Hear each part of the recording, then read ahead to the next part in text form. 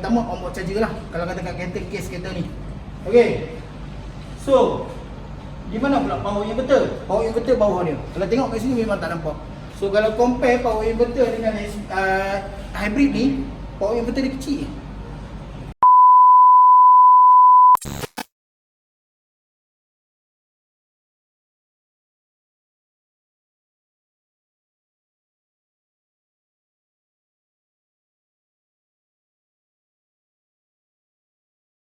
Yang atas ni adalah demi onboard charger. Yang atas ni. Okey, dia punya onboard charger. Okey, ini onboard charger ni. Okey, so fungsi dia convert the incoming AC electricity to DC to charge the battery. Onboard charger. Jika dia ada DC fast charger, fast charging punya port, okey, dia takkan lalu ke onboard dah. Dia direct ke bateri. Dia akan communicate dengan bateri. So benda ni nanti dia akan communicate dengan bateri. Dengan kereta. Okey, dia akan communicate dengan kereta. Okey, sebab dia boleh tahu berapa persen berapa persen yang akan masuk, berapa banyak yang kereta akan terima. So kereta ni akan repair balik sampai dia nak stop bila dah cukup ataupun bila kita arahkan dia untuk stop. Okey, so yang pertama onboard charger lah. Kalau kata kat kereta case kereta ni. Okey. So, di mana pula power inverter? Power inverter bawah dia. Kalau tengok kat sini memang tak nampak. So kalau compare power inverter dengan hybrid ni, power inverter dia kecil. Kecil sahaja. Okey. Sebab apa? Sebab apa dia kecil?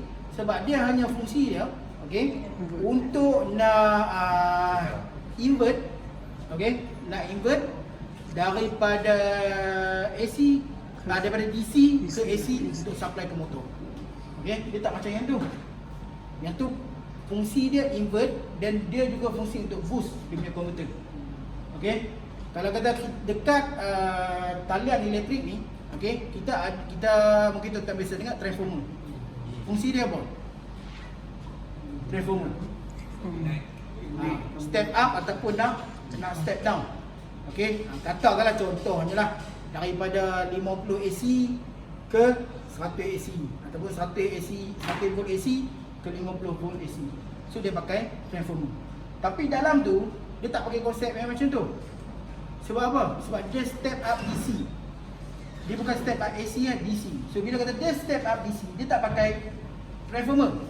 Kita panggil dia sebagai boost converter. Boost converter. Boost converter konsep dia tak sama langsung. Tuan-tuan jangan duk pergi cerita kata benda ni adalah transformer. So betul. Ni binatang ni. Ni benda.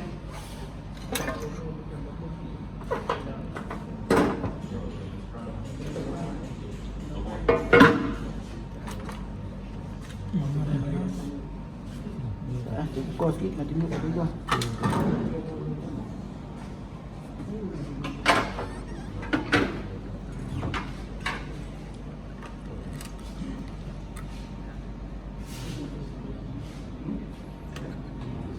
Ini dalam inverter Ini dalam inverter. Ini hybrid punya lah.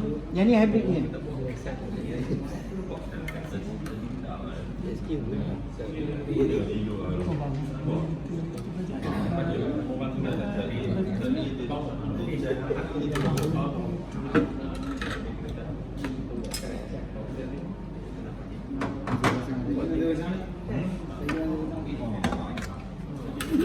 Kalau plastik. Ini ialah dia. Ni apa ni? Ini Booster. dari 144 ke 520 dia pakai benda ni. Kalau tuan-tuan tengok ni apa dia? Apa ada transformer lah. Kalau kita belajar pula transformer ada lilitan sebelah premier dengan secondary punya looping. Kita katakan ni adalah Transformer. Okey, sebenarnya bukan. Kita panggil booster. Bukan. Dia bukan hebat, dia adalah komponen yang lain. So benda ni kita panggil dia sebagai, kalau kata dalam istilah orang dia panggil choke. Choke. Okey, ada yang panggil kita ini inductor lah. Senang kata ini yang inductor. Okey, inductor. Okey, ataupun istilah dekat sini dia panggil tak panggil booster, dia panggil apa ni? Kalau menu dia panggil nama apa? reaktor. Sorry, Ha? reaktor. Reaktor. Reaktor. Reaktor. Okey. Reaktor, induktor, cok, benda yang sama. Okey. Macam mana dia fungsi? Okey, macam saya kata tadi, dia bukan transformer. Dia bukan transformer. Dia bukan transformer. Contohnya yang ni ada 50 loop, yang ni ada 100. Contohnya okey, so dia akan step up daripada 50 volt AC ke 100 AC. Ini AC. Tapi yang kita ni, kes kita ni adalah DC. Kes kita DC. DC dia tak pakai transformer. Contoh jangan nak cerita kat orang dia step up pakai transformer. Malu kat orang. Orang tak tahu. Betul. Kalau orang tak tahu dia orang tak tahu dia memang okey. Jadi tuan-tuan yang tahu ni jangan cerita benda ni. Kalau tak tahu dia kata Bumblebee lah tu prime. Okey. Dia bukan macam tu. Dia sebenarnya macam mana dia berfungsi. Okey. Kita cerita mudahlah. Okey. Dia macam dia akan start convert. Okey. Dia ada satu transistor yang fungsi dekat sini. Apa yang akan berlaku dari 100, katakan bateri tu 100 apa? 144 dia nak naik ke 520 volt DC. Apa akan jadi? Apa yang induktor ni buat? Dia akan naik sikit-sikit. Dia tak naik kejut lah, naik sikit-sikit. Soal tangga kerja. Daripada bateri dia hantar sini 144, yang ni akan jadi elektromagnet. Kita elektromagnet. Dia tutup switch, dia collapse, dia isi kat sini. Ini jadi 200. Dia charge balik jadi elektromagnet. Dia step up tu dalam proses tu. Okey, lepas tu elektromagnet tu collapse, dia charge balik jadi kat sini jadi 250 sampailah naik ni jadi 520. Dia bukan terus ubah 144 ni jadi 520. Dia isi dalam kapasitor ni sikit sampai cukup 520. Itu sebab dia pakai DC. Kalau dia pakai AC, dia kena convert jadi AC dulu. Step up, convert step up, baru dia hantar ke motor. Tapi kes ni asal ni adalah DC lah. Dia pergi ke DC, sini baru dia jadi 520 AC. Dia convert kemudian. Dia invert kemudian. Dia simpan dalam kapasitor. Ya, yang ni semua kapasitor. Ni semua dalam kapasitor. Ini semua kapasitor. Warna hitam. Okey. Ini adalah kapasitor. Oh ini. Kapasitor, warna tajam. Ni kapasitor. Ni semua kapasitor. Ni kapasitor. Simpan bus. Ya. Dia masuk sikit 100, 200, 250, 500, 520. Baru dia hantar ke sini. Dia hantar pula. Betul lagi kat DIY ada jual. Dia main sini pula. Bukan nama DIY lah. Dia main sini pula. Benda ni ada di situ. Benda ni. Okey, ini nama dia IGBT. Sebab dia LGBT. Dia bukan LGBT. IGBT. KL. Nama dia IG. Yang ni nak jadi AC ni, dia akan lalu IGBT.